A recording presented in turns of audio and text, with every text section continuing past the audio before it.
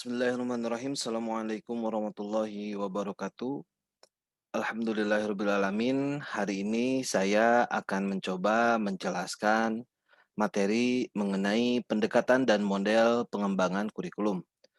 Di mana materi ini adalah untuk mata kuliah telah kurikulum dan perencanaan pembelajaran ekonomi untuk mahasiswa program studi pendidikan ekonomi, Fakultas Keguruan dan Ilmu Pendidikan.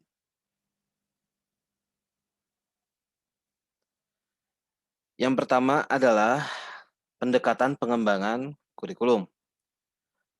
Pendekatan adalah cara kerja dengan menerapkan strategi dan metode yang tepat dengan mengikuti langkah-langkah pengembangan yang sistematis agar memperoleh kurikulum yang lebih baik. Nah, pengembangan kurikulum adalah perencanaan kesempatan-kesempatan belajar yang ditujukan untuk membawa siswa ke arah perubahan-perubahan yang diinginkan dan menilai perubahan-perubahan itu telah terjadi pada diri siswa. Pendekatan pengembangan kurikulum menunjuk pada titik tolak atau sudut pandang secara umum tentang proses pengembangan kurikulum, di mana pengembangan kurikulum mempunyai makna yang cukup luas. Pengembangan kurikulum bisa berarti penyusunan kurikulum yang baru atau kurikulum contraction, bisa juga menyempurnakan kurikulum yang sudah ada atau kurikulum improvement. Pada satu sisi pengembangan kurikulum berarti menyusun seluruh perangkat kurikulum, mulai dari dasar-dasar kurikulum, struktur, dan sebaran mata pelajaran, garis-garis besar program pengajaran, sampai dengan pedoman-pedoman pelaksanaan atau makro kurikulum. Pendekatan lebih menekankan pada usaha dan penerapan langkah-langkah atau cara kerja dengan menerapkan suatu strategi dan beberapa metode yang tepat yang dijalankan sesuai dengan langkah-langkah yang sistematik untuk memperoleh hasil kerja yang lebih baik. Dalam hal ini, pengembangan kurikulum adalah suatu proses siklus yang tidak pernah ada titik awal dan akhir, sebab pengembangan kurikulum ini merupakan suatu proses yang bertumpu pada unsur-unsur dalam kurikulum, yang di dalamnya meliputi tujuan, metode, dan material, serta penilaian dan balikan atau feedback. Tujuan menggambarkan semua pengetahuan dan pertimbangan tujuan-tujuan pembelajaran, baik berhubungan dengan mata pelajaran maupun kurikulum secara keseluruhan. Nah, dalam pengembangan kurikulum ini tidak hanya melibatkan orang-orang yang terkait secara langsung dengan dunia pendidikan saja, namun di dalamnya bisa juga melibatkan banyak orang, seperti politikus, pengusaha, orang tua, peserta didik, serta unsur-unsur masyarakat lainnya yang merasa berkepentingan dengan pendidikan. Selain harus memperhatikan unsur-unsur tadi, di dalam mengembangkan sebuah kurikulum harus juga menganut beberapa prinsip dan melakukan pendekatan terlebih dahulu. Sehingga di dalam penerapannya, sebuah kurikulum dapat mencapai sebuah tujuan seperti yang diharapkan. Nah, selanjutnya adalah jenis-jenis pendekatan pengembangan kurikulum. Kita harus memahami terlebih dahulu mengenai pendekatan apa saja untuk pengembangan kurikulum. Sehingga nanti ketika kita mau mengembangkan kurikulum, kita harus melatar belakangi dari pendekatan-pendekatan ini. Nah, pendekatan dalam pengembangan kurikulum merefleksi pandangan seseorang terhadap sekolah dan masyarakat.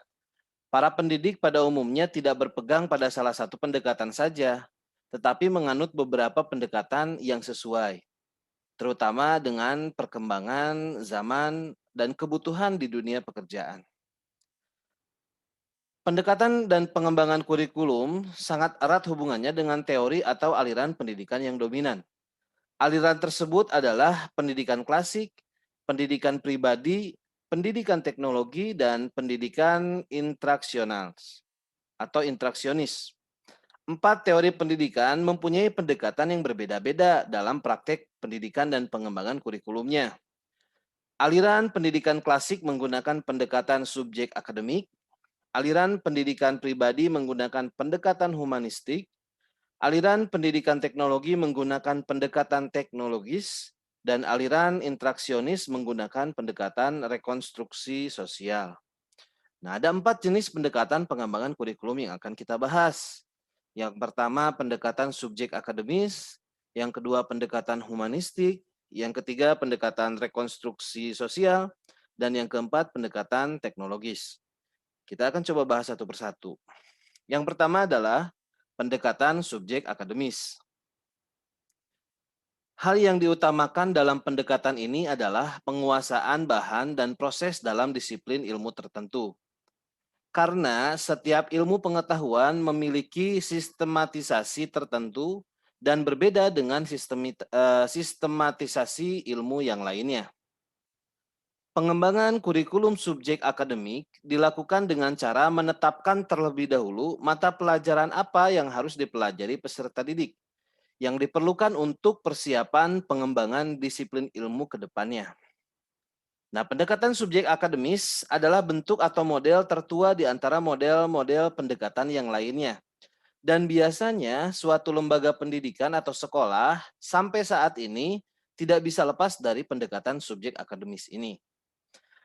Pendekatan subjek akademis adalah pendekatan yang sangat praktis, mudah digabungkan dengan pendekatan lain bila diperlukan. Pendekatan subjek akademis bersumber pada aliran pendidikan klasik yang berorientasi pada masa lalu. Dari pendekatan subjek akademik ini diharapkan peserta didik dapat menguasai semua pengetahuan yang ada di dalam kurikulum. Karena kurikulum sangat mengutamakan pengetahuan, maka pendidikan lebih bersifat intelektual. Kurikulum subjek akademik tidak berarti hanya menekankan pada materi yang disampaikan. Dalam perkembangannya sampai saat ini, secara berangsur-angsur mampu memperhatikan proses belajar yang dilakukan oleh siswa atau peserta didiknya. Nah, proses belajar yang dipilih sangat bergantung pada hal yang terpenting dalam materi pembelajarannya. Nah, dalam pendekatan subjek akademis guru, sebagai penyampai bahan pelajaran memegang peranan yang sangat penting. Guru harus menguasai seluruh bahan atau materi pelajaran yang ada dalam kurikulumnya. Mereka harus menjadi ahli dalam bidang-bidang studi tertentu yang diajarkan dan diampunya. Nah, lebih dari itu, guru adalah model dari para siswanya. Segala yang disampaikan dan segala tindakan harus menjadi bagian dari kepribadian guru yang akan diikuti dan menjadi panutan bagi siswanya. Guru adalah orang yang harus bisa dipercaya apa yang dikatakannya. Tindakannya harus dapat ditiru dan dicontoh oleh siswanya. Adapun ciri-ciri pendekatan subjek akademis atau akademik dilihat dari tujuannya bahwa pemberian pengetahuan yang solid serta melatih para peserta didik menggunakan ide-ide dan proses penelitian. Maksudnya di sini adalah siswa harus belajar menggunakan pemikiran dan dapat mengontrol dorongan-dorongannya. Sehingga diharapkan siswa mempunyai konsep dan cara yang terus dapat dikembangkan di masyarakat yang lebih luas. Lembaga pendidikan juga harus memberikan kesempatan kepada para peserta didik untuk merealisasikan kemampuan mereka dalam menguasai warisan budaya dan jika mungkin memperkaya atau mengembangkannya. Lalu ciri-ciri dilihat dari metodenya. Metode yang paling banyak digunakan dalam kurikulum subjek akademis adalah metode ekspositori dan penyelidikan atau inquiry. Ide-ide diberikan guru kemudian dielaborasi atau dilaksanakan siswa sampai mereka menguasainya. Nah, dalam materi disiplin ilmu yang diperoleh, dicari berbagai masalah penting, kemudian dirumuskan dan dicari cara pemecahannya. Ekspositori adalah pembelajaran yang menekankan kepada proses penyampaian materi secara verbal dari seorang guru kepada sekelompok siswa dengan maksud agar siswa tidak jenuh saat belajarnya. Sedangkan inquiry adalah kegiatan pembelajaran yang melibatkan secara maksimal seluruh kemampuan peserta didik untuk mencari dan menyelidiki sesuatu fenomena alam, makhluk hidup atau benda secara sistematis, kritis, analitis, dan logis. Lalu ciri-ciri pendekatan dilihat dari organisasi isi atau materi pelajaran atau bisa disebut juga bahan ajar. Terdiri dari 4, yaitu correlated curriculum, unified atau concentrated curriculum, integrated curriculum, dan problem solving curriculum. Nah, yang pertama adalah correlated curriculum, di mana pola organisasi materi atau konsep yang dipelajari dalam suatu pelajaran dikorelasikan dengan pelajaran yang lainnya. Lalu yang kedua, unified atau concentrated curriculum adalah pola organisasi bahan pelajaran tersusun dalam tema-tema pelajaran tertentu yang mencakup materi dari berbagai pelajaran dari disiplin ilmu yang berbeda juga. Yang ketiga, integrate curriculum.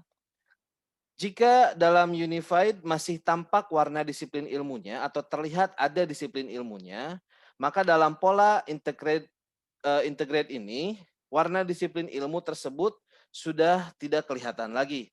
Dalam artian, disiplin ilmunya sudah bisa melebur atau terintegrasi, baik itu dalam suatu persoalan, kegiatan, ataupun dalam segi kehidupan tertentu. Lalu yang keempat, problem solving curriculum adalah pola organisasi isi yang berisi topik pemecahan masalah sosial yang dihadapi dalam kehidupan dengan menggunakan pengetahuan dan keterampilan yang diperoleh dari berbagai mata pelajaran atau disiplin ilmu. Lalu ciri pendekatan subjek akademik dilihat dari evaluasinya bahwa kurikulum subjek akademik menggunakan bentuk evaluasi yang bervariasi disesuaikan dengan tujuan dan sifat mata pelajaran.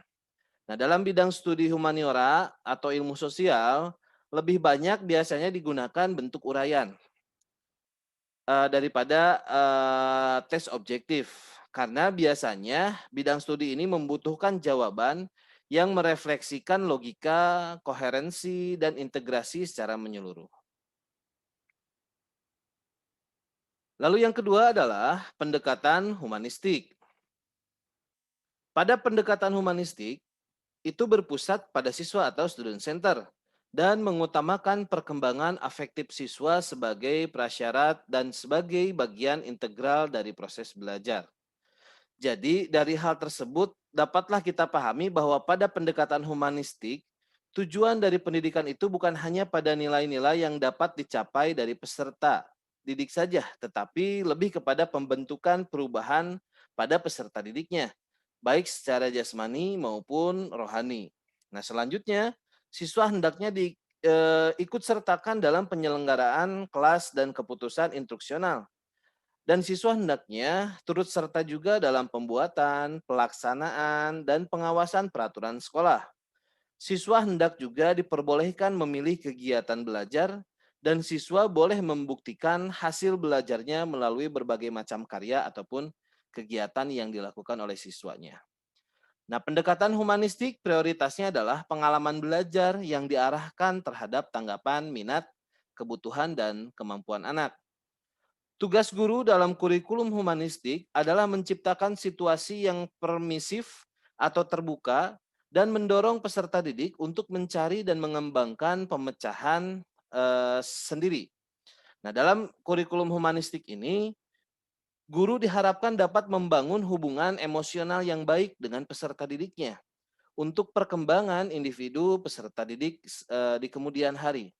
Oleh karena itu, peran guru yang diharapkan adalah yang pertama mampu mendengar pandangan realitas peserta didik secara komprehensif, lalu menghormati individu peserta didik, dan yang ketiga tampil alamiah, otentik, dan tidak dibuat-buat atau tidak direkayasa. Lalu tujuan pengajarannya adalah memperluas kesadaran diri sendiri dan mengurangi kerenggangan dan keterasingan dari lingkungan. Dari sini jelaslah bahwa pendekatan pengembangan kurikulum humanistik ini mengharapkan perkembangan diri siswa sehingga dapat menemukan kepribadiannya yang hidup di tengah-tengah masyarakat. Adapun ciri-ciri dari pendekatan humanistik dilihat dari tujuannya, kurikulum berfungsi menyediakan pengalaman atau pengetahuan berharga untuk membantu memperlancar perkembangan pribadi peserta didik. Bagi mereka, tujuan pendidik adalah proses perkembangan pribadi yang dinamis, yang diarahkan pada pertumbuhan, integritas, dan otonomi kepribadian, sikap yang sehat terhadap diri sendiri, orang lain, dan juga bagaimana cara belajarnya. Semua itu merupakan bagian dari cita-cita perkembangan manusia yang teraktualisasi dirikan adalah orang yang telah mencapai keseimbangan atau harmoni di dalam perkembangan seluruh aspek pribadinya, baik itu aspek kognitif, estetik, maupun moralnya. Seseorang dapat bekerja dengan baik bila memiliki karakter yang baik pula. Lalu dilihat dari sisi metodenya, pengembangan kurikulum humanistik menuntut hubungan emosional yang baik antara guru dan siswa. Karenanya, menuntut kemampuan guru untuk memilih metode pembelajaran yang dapat menciptakan hubungan yang hangat antara guru dengan siswa, antara siswa dengan siswa juga, dan dapat memberikan dorongan agar saling percaya satu sama lain. Dalam kegiatan pembelajaran, guru tidak boleh memaksakan sesuatu yang tidak disenangi oleh peserta didiknya. Lalu dilihat dari organisasi isi, salah satu kekuatan besar kurikulum humanistik terletak di dalam tekanannya pada integritas, yaitu kesatuan perilaku bukan saja yang bersifat intelektual, tetapi juga emosional dan tindakan. Nah, kurikulum humanistik juga menekankan kepada keseluruhan. Kurikulum harus mampu memberikan pengalaman yang menyeluruh, bukan pengalaman yang terpenggal-penggal. Nah, kurikulum ini juga kurang menekankan sekuens, karena dengan sekuens, para peserta didik kurang mempunyai kesempatan untuk memperluas dan memperdalam aspek-aspek perkembangannya. Lalu dilihat dari sisi evaluasi, menekankan pada proses, bukan pada hasil. Nah, evaluasi kurikulum humanistik berbeda dengan evaluasi pada umumnya, yang lebih menekankan pada hasil akhir. Nah, sebaliknya, dalam evaluasi kurikulum humanistik lebih menekankan pada proses yang dilakukan pada saat pembelajarannya. Kurikulum ini melihat kegiatan sebagai sebuah manfaat untuk peserta didik di masa yang akan datang. Kelas yang baik akan menyediakan berbagai pengalaman untuk membantu peserta didik menyadari potensi mereka dan orang lain, serta dapat mengembangkannya juga. Nah, pada kurikulum ini juga, guru diharapkan mengetahui respon peserta didik terhadap kegiatan mengajar. Guru juga diharapkan mengamati apa yang sudah dilakukan untuk melihat umpan balik setelah kegiatan belajar dilakukan. Selanjutnya yang ketiga adalah pendekatan rekonstruksi sosial. Pendekatan rekonstruksi sosial bersumber pada aliran intraksional. Pandangannya adalah bahwa pendidikan bukanlah upaya sendirian, tetapi adalah usaha bersama, kerjasama, dan interaksi. Interaksi ini bukan hanya antara guru dengan murid atau dengan siswa, tetapi juga antara siswa dengan orang-orang yang ada di sekitarnya, dan dengan berbagai sumber belajar. Melalui interaksi dan kerjasama ini, para siswa berusaha memecahkan masalah-masalah dalam masyarakat, menuju tatanan masyarakat yang lebih baik. Penyusunan dan pengembangan kurikulum harus bertitik tolak dari problem yang dihadapi dalam masyarakat. Pendekatan kurikulum rekonstruksi sosial, selain menekan pada isi pembelajaran, sekaligus juga menekankan pada proses pendidikan dari pengalaman belajar. Nah, ini dikarenakan pendekatan rekonstruksi sosial berasumsi bahwa manusia adalah makhluk sosial yang sepanjang kehidupannya membutuhkan orang lain, selalu bersama, berinteraksi, dan bekerja sama. Nah, dari pendekatan kurikulum rekonstruksi sosial ini, nantinya diharapkan peserta didik mampu mempunyai tanggung jawab dalam masyarakat guna membantu pemerintah dalam perbaikan-perbaikan dalam masyarakatnya yang lebih baik lagi ke depannya. Adapun ciri-ciri dari pendekatan rekonstruksi sosial dilihat dari sisi tujuannya, menghadapkan peserta didik pada tantangan, ancaman, hambatan-hambatan, atau gangguan-gangguan yang dihadapi manusia. Karena itu, tujuan program pendidikan setiap tahunnya itu berubah-ubah. Tantangan-tantangan tersebut merupakan bidang garapan selain bidang studi agama, juga perlu didekati dari bidang-bidang lain seperti ekonomi, sosiologi, ilmu pengetahuan alam, estetika, matematika, dan yang lainnya. Lalu dilihat dari sisi metode, para pendidik berusaha membantu peserta didik menemukan minat dan kebutuhannya. Nah, dalam melaksanakan kegiatan pembelajaran, guru harus dapat membantu para peserta didik untuk menemukan minat dan kebutuhannya. Kegiatan pembelajaran yang dilakukan untuk mencapai tujuan pendidikan dalam persoalan-persoalan tersebut di atas dapat dilakukan dengan menggunakan berbagai metode, seperti mengadakan survei kritis kepada masyarakat, mengadakan studi banding ekonomi lokal maupun nasional, mengevaluasi semua rencana dengan kriteria apakah telah memenuhi kepentingan sebagian besar orang atau belum. Lalu ciri yang ketiga dilihat dari organisasi isi. Pola organisasi isi kurikulum rekonstruksi sosial disusun seperti roda. Maksudnya, di tengah-tengah sebagai poros, dipilih sesuatu masalah yang menjadi tema utama dan dibahas secara pleno atau kelompok. Tema-tema tersebut dijabarkan ke dalam sejumlah topik yang dibahas dalam diskusi kelompok, latihan-latihan, kunjungan, dan kegiatan-kegiatan lain yang menunjangnya. Jadi maksud roda di sini bahwa tengah-tengahnya itu pusatnya, ya, atau tema utamanya, di mana pokok-pokok atau subtema-subtemanya adalah jari-jarinya yang akan menunjang keseluruhan dari rodanya. Lalu dilihat dari sisi evaluasi, dalam kegiatannya melibatkan peserta didik. Keterlibatan mereka terutama dalam memilih, menyusun, dan menilai bahan yang akan diujikan. Soal-soal yang akan diujikan dinilai lebih dulu baik ketepatan atau keluasan isinya. Juga keampuhan menilai pencapaian tujuan-tujuan pembangunan masyarakat yang sifatnya kualitatif. Evaluasi tidak hanya menilai pengaruh kegiatan yang telah dikuasai peserta didik, tetapi juga menilai pengaruh kegiatan sekolah terhadap masyarakat. Pengaruh tersebut terutama menyangkut perkembangan masyarakat dan peningkatan taraf kehidupan masyarakat. Lalu pendekatan yang keempat atau yang terakhir adalah pendekatan teknologis. Penerapan teknologi dalam bidang kurikulum terwujud dalam dua bentuk, yaitu bentuk perangkat lunak atau software dan perangkat keras atau hardware. Aplikasi teknologi perangkat lunak disebut juga dengan teknologi sistem, sedangkan aplikasi perangkat keras disebut juga teknologi alat.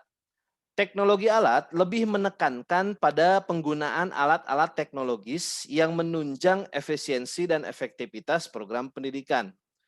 Kurikulumnya berisi rencana-rencana penggunaan berbagai alat dan media serta model-model pembelajaran yang banyak melihat alat ya atau berinteraksi dengan menggunakan alat. Tanpa bantuan media, maka proses pembelajaran tidak dapat berlangsung. Karena perencanaan pembelajaran telah tersusun terpadu antara kegiatan pendidikan dengan media-media tersebut. Misalnya pembelajaran dengan media video, dengan modul, komputer, internet, dan lain-lain. Adapun teknologi sistem menekankan pada penyusunan program pembelajaran atau perencanaan pembelajaran yang menggunakan pendekatan sistem, baik dibantu oleh alat dan media maupun tidak. Dalam teknologi, sistem ini pembelajaran tetap dapat berlangsung walaupun tanpa bantuan media, karena media digunakan jika hanya diperlukan. Pendekatan teknologis dalam menyusun kurikulum atau program pendidikan bertolak dari analisis kompetensi yang dibutuhkan untuk melaksanakan tugas-tugas atau pekerjaan tertentu. Materi yang diajarkan, kriteria evaluasi sukses dan strategi belajarnya ditetapkan sesuai dengan analisis tugas atau job description tersebut. Rencana dan proses pembelajaran dirancang sedemikian rupa sehingga hasilnya dapat dievaluasi dan diukur dengan jelas dan terkontrol. Dalam menyusun kurikulum, sesungguhnya tidak semua materi pelajaran dapat menggunakan pendekatan teknologis. Karena sifat-sifat atau karakter materi pelajaran itu masing-masingnya berbeda. Termasuk dalam pendekatan ini adalah kurikulum berbasis komputer yang saat ini sedang diterapkan atau sedang digunakan dalam pendidikan kita. Adapun ciri-ciri pendekatan teknologis dilihat dari sisi tujuannya. Tujuan diarahkan pada penguasaan kompetensi yang dirumuskan dalam bentuk perilaku. Tujuan yang bersifat umum yaitu kompetensi dirinci menjadi tujuan-tujuan khusus yang disebut objek atau tujuan instruksional atau indikator. Objektif atau indikator ini menggambarkan perilaku, perbuatan atau kecakapan keterampilan yang dapat diamati dan diukur. Oleh karena itu, tujuan pembelajaran sistem teknologi cenderung memperkuat pentingnya gagasan konvensional dan bagian tradisional dari subjek akademik.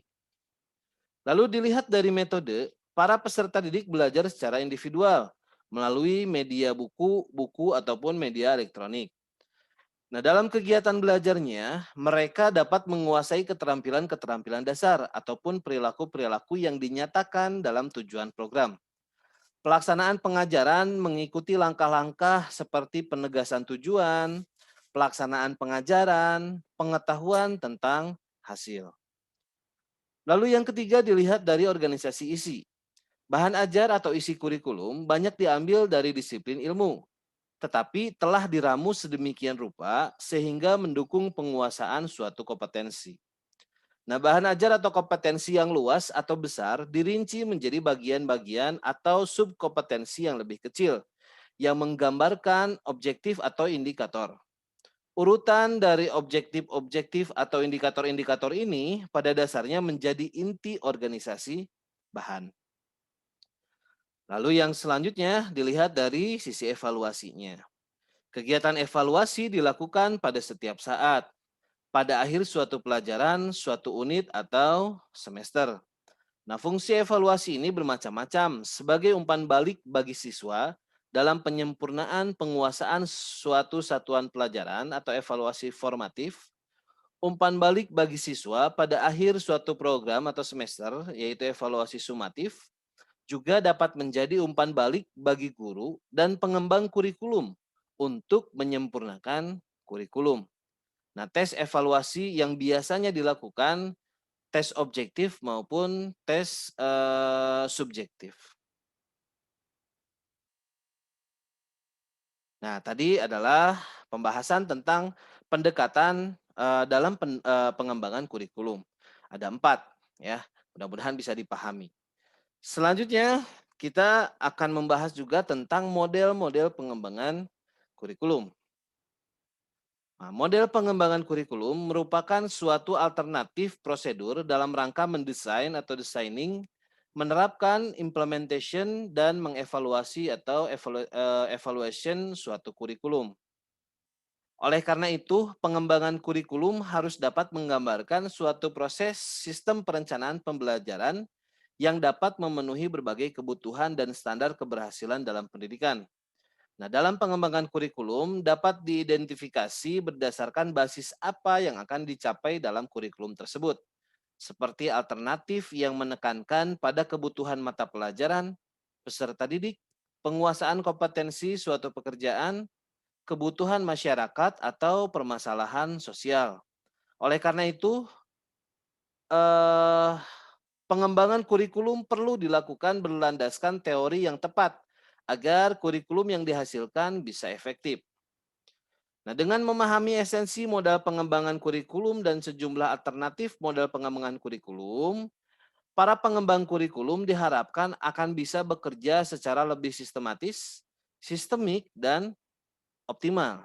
Sehingga harapan ideal terwujudnya suatu kurikulum yang akomodatif dengan berbagai kepentingan, teori, dan praktik bisa diwujudkan. Nah, dalam pengembangan kurikulum ada beberapa model yang dapat digunakan.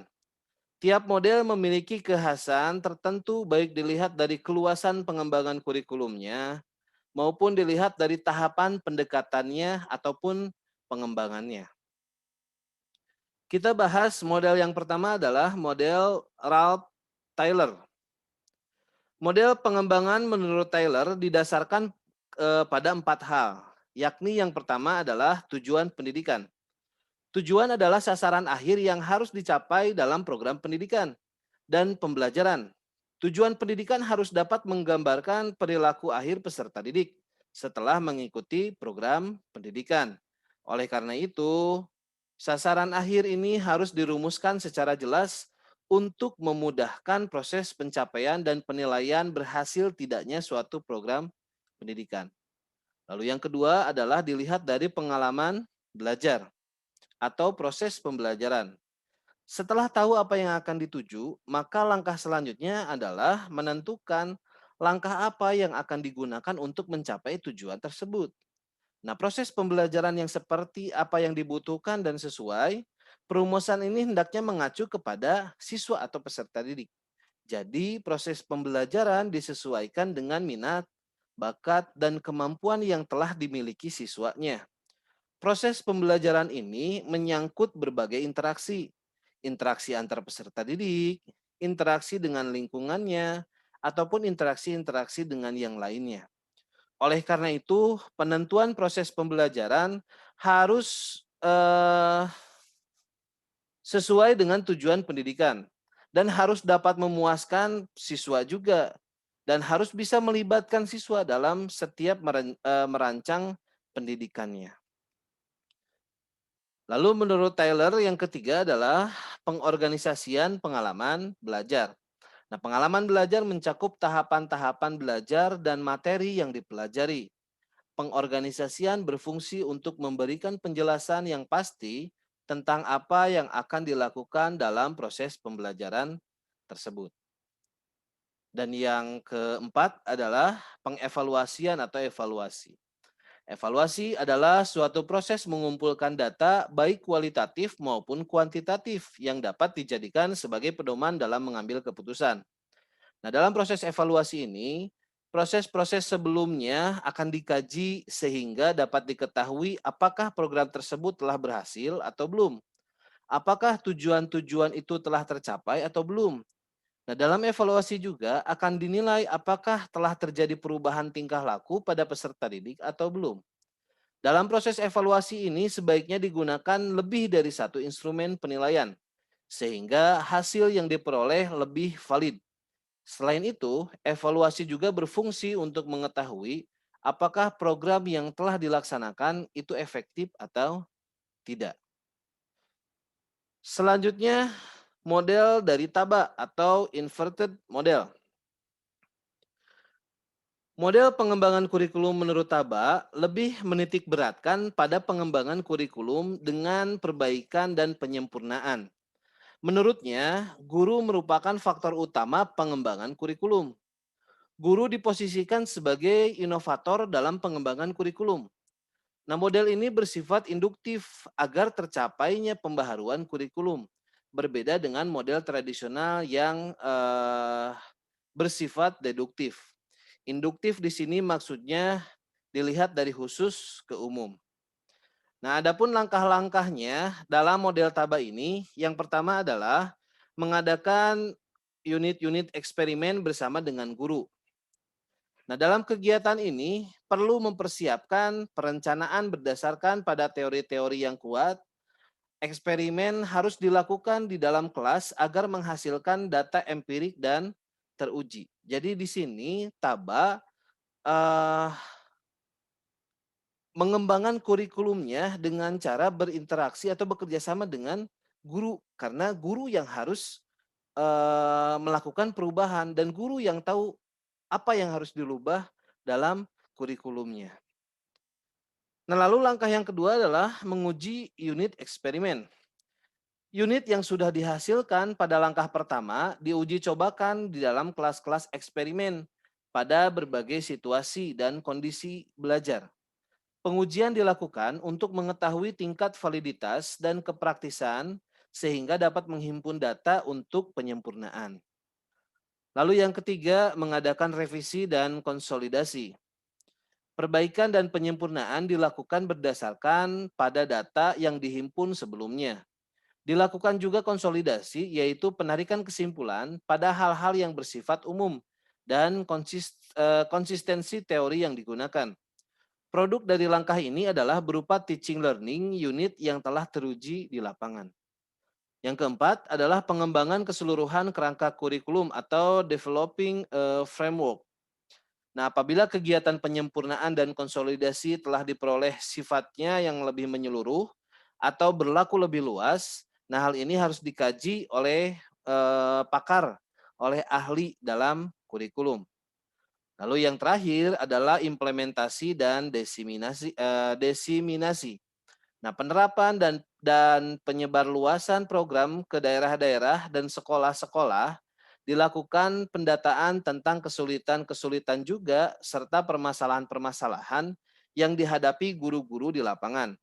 Oleh karena itu, perlu diperhatikan tentang persiapan di lapangan yang berkaitan dengan aspek-aspek penerapan kurikulum. Jadi, di sini model TABA ini menitik beratkan bahwa pengembangan kurikulum harus dilakukan dengan hasil evaluasi dari guru di lapangan. Lalu model yang selanjutnya adalah model Weller. Nah, menurut Weller, proses pengembangan kurikulum membentuk suatu siklus yang terus berputar dan terdiri dari 5 tahapan. Nah, menurut Weller, proses pengembangan kurikulum merupakan proses yang terjadi secara terus-menerus dan saling berkaitan. Weller berpendapat bahwa proses pengembangan kurikulum terjadi dari 5 fase atau 5 tahap, di mana setiap tahap dalam proses ini merupakan suatu pekerjaan yang harus berlangsung secara berurutan dan sistematis. Maksudnya, kita tidak mungkin dapat menjalankan atau menyelesaikan tahap kedua atau tahap selanjutnya sebelum tahap pertama itu selesai dikerjakan. Dan apabila sudah selesai dikerjakan semuanya, kita akan kembali lagi ke tahap awal. Nah, demikian seterusnya, sehingga proses pengembangan kurikulum itu berlangsung secara terus-menerus tanpa ada ujungnya. Karena seperti yang kita ketahui bersama, kurikulum itu kan tidak ada ujungnya ya. Harus terus melakukan perubahan, harus terus berubah sesuai dengan tuntutan dari perkembangan zaman ataupun tuntutan dari dunia kerja maupun di lingkungan masyarakatnya. Nah, 5 tahap menurut Weller di sini adalah yang pertama menentukan tujuan umum dan khusus. Dalam hal ini, tujuan umum dapat berupa tujuan yang bersifat normatif atau tujuan pembelajaran yang bersifat praktis. Sedangkan yang menjadi tujuan khusus yaitu tujuan yang bersifat spesifik dan objektif, yaitu suatu tujuan pembelajaran yang mudah diukur ketercapaiannya. Nah, dalam pengembangan kurikulum menurut Weller, penentuan tujuan merupakan tahap awal yang harus dilakukan. Nah, dalam penyusunan suatu kurikulum, merumuskan tujuan merupakan yang harus dikerjakan, karena tujuan merupakan arah atau sasaran pendidikan. Tanpa ada tujuan, maka apa yang ingin dicapai akan menjadi tidak berhasil. Lalu tahap yang kedua adalah menentukan pengalaman belajar. Menentukan pengalaman belajar yang mungkin dapat dilakukan oleh siswa untuk mencapai tujuan yang telah dirumuskan dalam langkah pertama. Yang dimaksud dengan pengalaman belajar di sini adalah segala aktivitas siswa dalam berinteraksi dengan lingkungannya. Menentukan pengalaman belajar merupakan hal yang penting untuk materi-materi yang sesuai dalam proses pembelajaran yang sedang dilangsungkan. Lalu tahap ketiga adalah menentukan isi atau materi. Nah, tahap ketiga ini dalam pengembangan menurut Weller adalah penentuan isi dan materi pelajaran.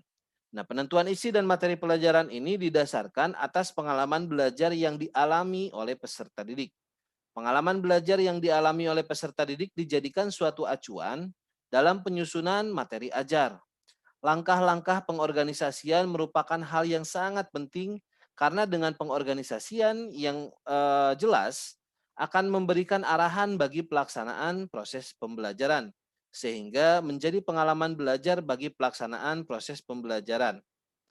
Lalu yang keempat, mengorganisasi pengalaman belajar. Setelah materi ajar disusun, maka dilakukan penyatuan antara pengalaman belajar dengan materi ajar yang telah disusun. Hal ini bertujuan agar terjadi hubungan atau berkesinambungan antara pengalaman belajar dengan materi ajarnya. Sehingga proses belajar mengajar dapat berjalan dengan baik sehingga hasilnya pun yang diperoleh itu bisa maksimal. Dan yang terakhir adalah melakukan evaluasi. Nah, di sini setelah proses pembelajaran selesai, akan dilaksanakan suatu proses evaluasi. Nah, dalam proses pengembangan kurikulum ini, tahap evaluasi merupakan tahap yang sangat penting. Hal ini karena proses penilaian atau evaluasi dapat memberikan informasi tentang ketercapaian daripada tujuan yang telah ditetapkan sebelumnya. Dengan evaluasi ini, maka akan dapat diketahui apakah kurikulum yang diterapkan itu berjalan dengan baik, sesuai dengan tujuan yang diinginkan, sudah dicapai pihak sekolah atau belum, ya. Sehingga nanti ketika hasil evaluasi ini ada kekurangan, maka akan diperbaiki kembali lagi ke awal. Begitu seterusnya. Selanjutnya model Auderi dan Howard Nichols. Model ini menitikberatkan pada pendekatan pengembangan kurikulum yang rasional, khususnya kebutuhan untuk kurikulum baru yang muncul dari adanya perubahan situasi. Nah, model ini hampir serupa dengan model Wheeler, yaitu menekankan pada kurikulum proses yang bersiklus atau berbentuk lingkaran dengan langkah awalnya adalah analisis situasi. Nah, terdapat 5 langkah juga dalam model Nichols ini. Yang pertama menganalisis situasi. Jadi di sini pengembangan kurikulum akan melihat dari situasi yang terjadi dalam masyarakatnya, sehingga situasi tersebut akan menentukan dalam pengembangan kurikulumnya. Lalu yang kedua menentukan tujuan khusus. Ini hampir sama seperti yang sudah dijelaskan juga pada model Wheeler. Lalu menentukan dan mengelola isi pelajaran, menentukan dan mengelola metode pembelajaran, dan melakukan evaluasi. Nah, keempat langkah yang tadi disampaikan itu sebetulnya sudah dijelaskan juga di model Wheeler. Hampir sama dan sangat serupa penjelasannya. Nah, lalu selanjutnya adalah model Dynamic Skill Based. Nah, model pengembangan kurikulum ini adalah model pengembangan kurikulum tingkat satuan pendidikan atau sekolah. Model ini menetapkan bahwa pengembangan kurikulum harus mendahulukan suatu elemen kurikulum dan memulainya dengan suatu urutan dari urutan yang telah ditentukan oleh model rasional. Skillback mengingatkan bahwa pengembangan kurikulum perlu mendahulukan rencana mereka dengan memulai dari salah satu langkah dari langkah yang ada dan meneruskannya dalam bentuk yang berurutan atau sistematis. Nah, pengembangan kurikulum juga harus mampu mengatasi segala perbedaan dalam langkah-langkah tersebut secara bersamaan. Adapun langkah-langkahnya hampir sama seperti Wheeler ataupun dengan yang Nichols, yaitu menganalisis situasi, yang kedua merumuskan tujuan, yang ketiga menyusun program, yang keempat mengimplementasikannya, yang kelima melakukan monitoring, umpan balik, penilaian, dan rekonstruksi atau evaluasi. Selanjutnya model BOCM. BOCM mengungkapkan terdapat 5 langkah pengembangan kurikulum. Yang pertama menentukan wilayah cakupan kurikulum, wilayah yang akan digunakan untuk menerapkan kurikulum tersebut. Nah, langkah ini dilakukan oleh pemegang kebijakan biasanya, baik itu Kementerian Pendidikan ataupun Dinas Pendidikan yang terkait. Lalu yang kedua menetapkan personalia. Nah, menentukan orang-orang yang akan terlibat dalam penerapan kurikulum ini.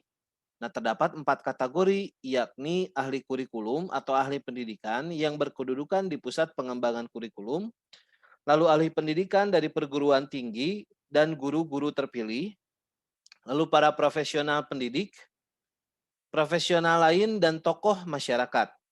Nah, dalam proses ini ditentukan siapa saja yang terlibat dan apa saja peran dan tugas yang harus dilakukan. Lalu yang ketiga, organisasi dan prosedur pengembangan kurikulum. Sebagai prosedur dalam penentuan tujuan umum, tujuan khusus, pemilihan isi dan pengalaman belajar, serta kegiatan evaluasi. Nah, dalam tahap ini harus dilakukan beberapa hal, yakni pembentukan tim pengembang kurikulum, mengadakan penelitian dan penilaian kurikulum yang telah berlaku, studi penjajakan terhadap kemungkinan penyusunan kurikulum yang baru, penentuan kriteria-kriteria bagi kurikulum baru, dan penyusunan serta penulisan kurikulum baru. Lalu yang keempat adalah implementasi kurikulum. Nah, implementasi kurikulum membutuhkan kesiapan guru, siswa, fasilitas, biaya, manajerial, dan kepemimpinan di sekolah. Dan yang kelima adalah evaluasi kurikulum. Nah, evaluasi kurikulum di sini adalah hal-hal yang harus dievaluasi adalah pelaksanaan kurikulum, desain kurikulumnya, hasil belajar peserta didik, dan keseluruhan sistem kurikulum yang sudah dibuat. Nah, itu adalah model dari BOCM. Lalu yang selanjutnya adalah model Peter V. Oliva. Nah, kurikulum ini harus bersifat simpel, komprehensif, dan sistematik. Nah, model ini mempunyai 6 komponen, yaitu statement of philosophy atau rumusan filosofis, di mana di sini maksudnya adalah sasaran, misi, visi yang didasarkan pada kebutuhan peserta didik dan analisis kebutuhan masyarakat. Lalu yang kedua, statement of goals atau rumusan tujuan umum, ini sama seperti penjelasan-penjelasan sebelumnya. Lalu ada statement of objective, yaitu rumusan tujuan khusus, ini pun sudah pernah dijelaskan. Lalu yang keempat, design of plan, yaitu desain perencanaan, di mana harus merencanakan mengenai pengembangan kurikulumnya. Yang kelima adalah implementation atau implementasi. Nah, di sini berbicara mengenai bagaimana mengimplementasikannya. Lalu yang keenam adalah evaluation atau evaluasi. Nah, itu adalah model menurut Peter F. Oliva. Nah, sebetulnya masih banyak model-model yang lain yang bisa kalian pelajari terkait dengan model pengembangan kurikulum ini. Hanya yang menjadi dasar biasanya sampai saat ini adalah model-model yang tadi sudah saya jelaskan. Nah, demikian materi mengenai pendekatan dan model pengembangan kurikulum ini. Mudah-mudahan kalian memahami terkait dengan pendekatan pengembangan kurikulum dan juga model-model yang bisa digunakan dalam pengembangan kurikulum. Nah, mudah-mudahan apa yang saya sampaikan sekali lagi bisa dipahami dan menjadi bahan referensi bagi saudara dalam menerapkan kurikulum di masa yang akan datang. Akhir kata, billahi taufiq wal hidayah. Wassalamualaikum warahmatullahi wabarakatuh.